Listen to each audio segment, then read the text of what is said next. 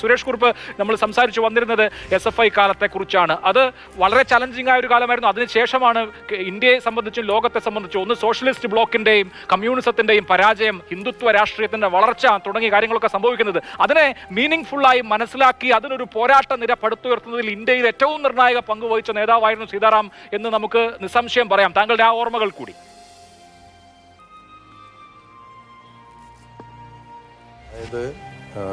BJPക്കെതിരായിട്ടുള്ള വിശാലമായ മുന്നണി ഉയർത്തിക്കൊണ്ടുവരണമെന്ന കാര്യത്തിൽ സീതാറാമിന് യാതൊരുവിധ സന്ദേഹങ്ങളും ഉണ്ടായിരുന്നില്ല.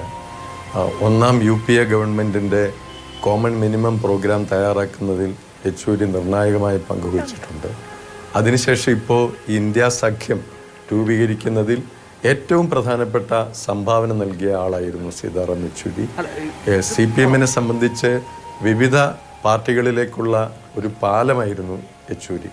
എല്ലാ രാഷ്ട്രീയ നേതാക്കളുമായി വ്യക്തിപരമായ അടുപ്പവും സൗഹൃദവും കാത്തു സൂക്ഷിക്കാൻ കഴിഞ്ഞ ഒരാളായിരുന്നു. രാഷ്ട്രീയമായ ഏറ്റവും ശരിയായ നിലപാടുകൾ എടുക്കുന്നതിൽ എത്രയും പെട്ടെന്ന് ആ ശരിയായ നിലപാടുകൾ എടുക്കുന്നതിൽ അദ്ദേഹം വിദഗ്ധനായിരുന്നു. പ്രത്യയശാസ്ത്രപരമായി വലിയ അടിത്തറയുണ്ടായിരുന്നു. ഏത് സങ്കീർണമായ പ്രശ്നങ്ങളും ലളിതമായി ആളുകളോട് വിശദീകരിക്കാനുള്ള അസാധാരണമായ കഴിവുണ്ടായിരുന്നു.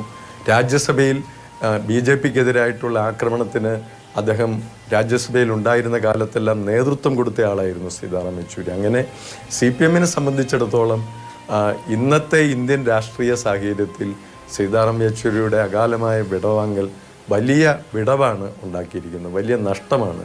ഇന്ത്യൻ രാഷ്ട്രീയത്തിന് വലിയ നഷ്ടമാണ്. ഇന്ത്യ മുന്നണിക്ക് വലിയ നഷ്ടമാണ്.